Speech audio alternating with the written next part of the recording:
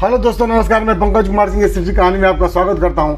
और आज जिस के बारे में हम लोग जानेंगे वो एक महान कवि और संगीतकार अमीर खुसरो। अमीर खुसरो अब्दुल हसन अमीर खुसरो 14वीं सदी के आसपास दिल्ली के पास के रहने वाले एक प्रमुख कवि, शायर, गायक, संगीतकार बोल सकते हैं। खुसरो को हिंदुस्तानी खड़ी बोली का पहला लोकप्रिय कवि माना जाता है। इनके द्वारा वो पहेलियों, मुकरियों के लिए जाने जाते थे। सबसे पहले उन्होंने अपनी भाषा को हिंदी का उल्लेख किया। वे फारसी के कवि भी थे। उन्होंने दिल्ली की सल्तनत का उनको आश्रय मिला हुआ था। उनके ग्रंथों की सूची लंबी है। साथ ही उनका इतिहास में उनके स्रोतों का काफ़ी महत्व है स्रोत रूप में। जैसे उनका आरंभिक जीवन मध्य एशिया की लाचन जात के तुर्क सैफुद्दीन के पुत्र अमीर खुसरो का जन्म 642 ईसा में एटा उत्तर प्रदेश के पटियाली नामक कस्बे में हुआ था। लाचन जात के तुर्क चंगेज खान के आक्रमण से पीड़ित होकर बलबन, जो 1266 से लेकर 1246 ईस्वी के आसकाल में शरणार्थी के रूप में भारत में आ बसे थे। खुसरो की मां बलबन के युद्ध मंत्री इमादुतुल्क मुलक की लड़की एक भारतीय मुसलमान महिला थी। 7 वर्ष की अवस्था में खुसरो के पिता के देहांत हो गया था। किशोरावस्था में उन्होंने कविता लिखना प्रारंभ कर दिया था और 20 वर्ष के होते होते वो प्रसिद्ध कवि हो गए थे। खुसरो में व्यवहारिक बुद्धि की कमी नहीं थी। सामाजिक जीवन में खुसरो ने कभी अवहेलना नहीं की। खुसरो ने अपना सारा जीवन राजसराय में ही बिताया। राज दरबार में रहते हुए भी खुसरो हमेशा कवि, कलाकार, संगीत और सैनिक बने रहे। अमीर खुसरो की माँ दौलतनाज हिंदू राजपूत थी।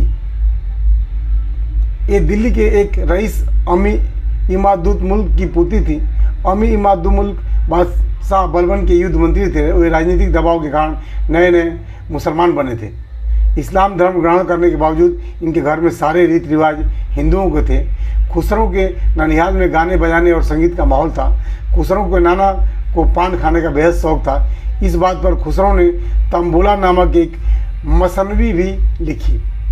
इस मिले जुले घरानों में दो परंपराओं का मेल जोल था, जिससे कि दो परंपराओं का मेल जोल काफ़ी था।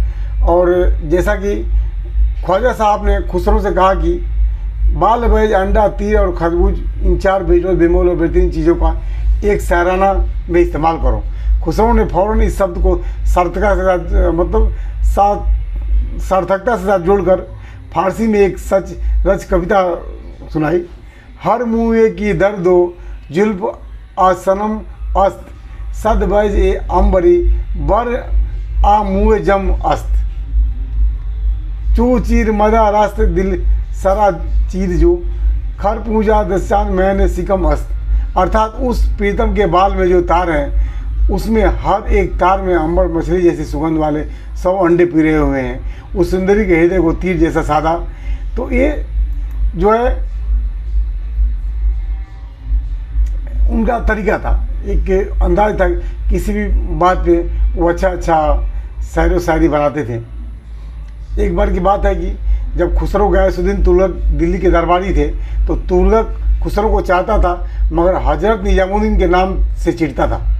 खुसरो को तुगलक की यह बात नागवार गुजरती थी, मगर वह क्या कर सकता। बादशाह का मिजाज। बादशाह एक बार कहीं बाहर से दिल्ली लौट रहा था। तभी चिढ़कर उनसे खुसरो से कहा कि हजरत निजामुद्दीन को पहले ही आगे जाकर यह संदेश दे दूं कि बादशाह के दिल्ली पहुंचने से पहले ही वे दिल्ली छोड़ के चले जाएं। खुसरो को बड़ी तकलीफ हुई, पर उन्होंने अपने संत को यह संदेश कहा और पूछा, क्या होगा। कुछ नहीं खुसरो, तुम घबराओ मत। हनूज दिल्ली दूर अस्त, यानी अभी दिल्ली बहुत दूर है। सचमुच बादशाह के लिए दिल्ली बहुत दूर हो गई। रास्ते में ही एक पड़ाव के समय वह जिस खेमे में ठहरा था, भयंकर ठंड रन से वो टूट कर गिर गया और फलस्वरूप उसकी मृत्यु हो गई। तभी से यह कहावत प्रचलित हो गई कि दिल्ली अभी दूर है। पहले खुसरो की शायरी में आई, फिर से हिंदी में प्रचलित हुई।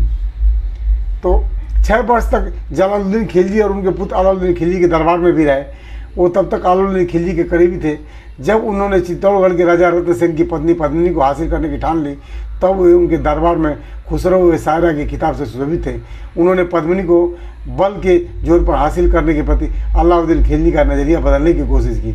यह कर करके ऐसा करने से असली खुशी नहीं हासिल होगी। स्त्री हृदय पर शासन स्नेह से किया जा सकता है।